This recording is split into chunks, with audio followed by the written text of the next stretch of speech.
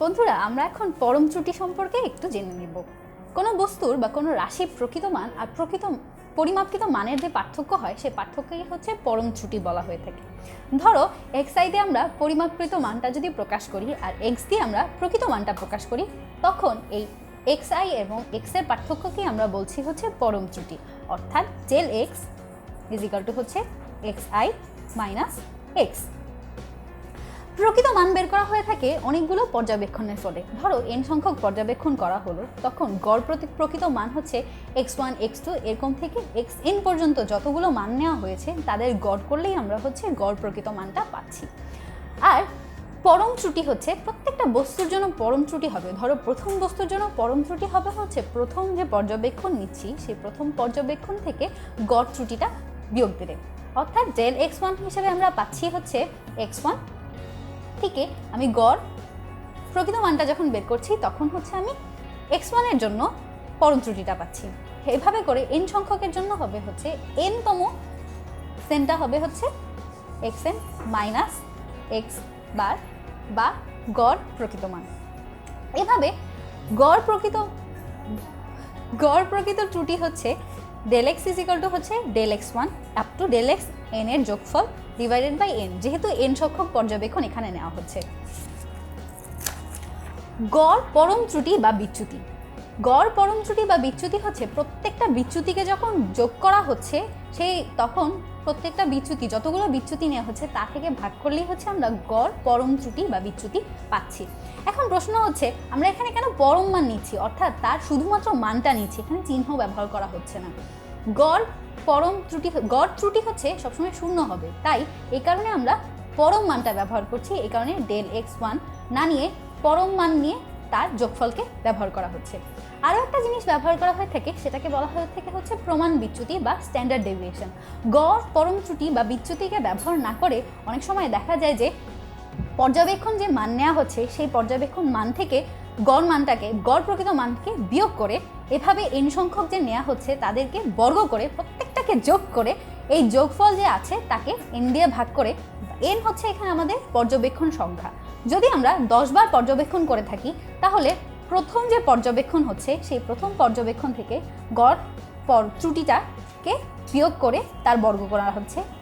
তার সাথে দ্বিতীয় যে পর্যবেক্ষণ হচ্ছে সেই দ্বিতীয় পর্যবেক্ষণ থেকে গড় ত্রুটিটাকে বিয়োগ করে তার বর্গ নেওয়া হচ্ছে। এভাবে 10 পর্যন্ত দেওয়া হচ্ছে, যোগ করে তাকে 10 দিয়ে ভাগ করে তার বর্গমূল নেওয়া হচ্ছে। এভাবে আমরা প্রমাণ বিচ্যুতি বা স্ট্যান্ডার্ড ডেভিয়েশন পাই। এটা কেন করা হচ্ছে, কেন আমি এত পরিশ্রম করব? আসলে এটা করা হয়ে থাকে এতে ত্রুটির মান কম হয়ে থাকে। আমরা জানি যে পদার্থবিজ্ঞানে সবকিছুই প্রত্যেকটা এক্সপেরিমেন্ট খুব সূক্ষ্মভাবে করা হয়, এখানে ত্রুটি রাখা হয় না। যেহেতু ত্রুটির পরিমাণ আমরা কমাতে চাই, তাই গড় পরম ত্রুটি বা বিচ্যুতি ব্যবহার না করে আমরা প্রমাণ বিচ্যুতি বা স্ট্যান্ডার্ড ডেভিয়েশন বের করছি, এতে ত্রুটির মানটা অনেক কমে যায়। আরও একটা আছে, সেটা হচ্ছে আপেক্ষিক ত্রুটি। গড় পরম ত্রুটিকে গড় মান দিয়ে যদি আমি ভাগ করি তখন আমি আপেক্ষিক ত্রুটিকে পাচ্ছি। অর্থাৎ গড় পরম মানকে যদি আমি del x বার দিয়ে প্রকাশ করি এবং তার পরমান নিয়ে গড় মান দিয়ে আমি ভাগ করলেই হচ্ছে আপেক্ষিক ত্রুটি পাই। আপেক্ষিক ত্রুটি হচ্ছে একে আবার অনেক সময় শতকরায় প্রকাশ করা হয়। যখন আপেক্ষিক ত্রুটিকে আমি শতকরায় প্রকাশ করব তখন আমি শতকরা ত্রুটি পাচ্ছি।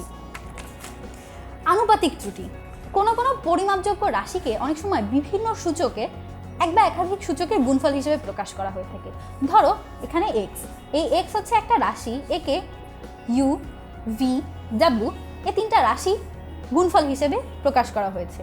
এখানে প্রত্যেকটা রাশির আবার কতগুলো সূচক আছে, যেমন u এর সূচক হচ্ছে p, v এর সূচক হচ্ছে q আর w এর সূচক হচ্ছে z। এই যে এখানে আমরা x কে কতগুলো রাশি এবং তাদের সূচকের গুণফল দিয়ে প্রকাশ করছি।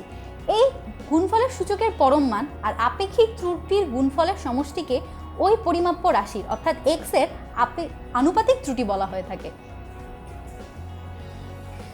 যদি x এর সূচকের পরম মান নেওয়া হয় তখন হচ্ছে আমরা যা পাবো, একে যদি আমি আপেক্ষিক ত্রুটির গুণফল,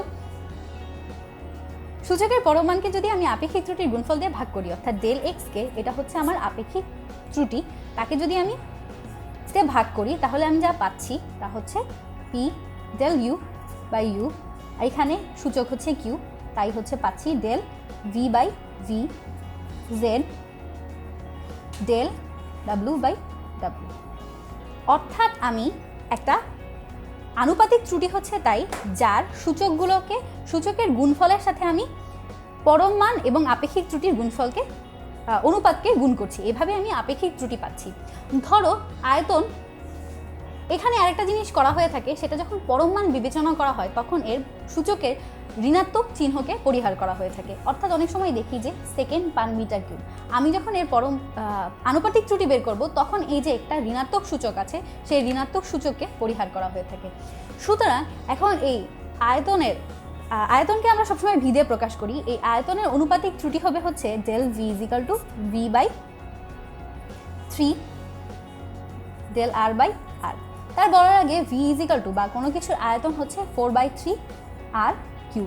তো এটার যখন আনুপাতিক ত্রুটি আমি বের করব সেটা হচ্ছে তার ত্রুটি ডিভাইডেড বাই হচ্ছে তার আপেক্ষিক ত্রুটি, সেখান থেকে আমি পাচ্ছি হচ্ছে 3 del r/r। তো বিভিন্ন ত্রুটি কি এবং সেই ত্রুটিগুলো কিভাবে পাওয়া যায়, সেই ত্রুটিগুলো কিভাবে নির্ণয় করা যায় এই সম্পর্কে আমরা এই ভিডিওতে জেনে ফেলেছি। আশা করি এই সম্পর্কিত তোমাদের যেই ভুল ধারণাগুলো ছিল তা তোমার অনেকটা পরিষ্কার হয়েছে।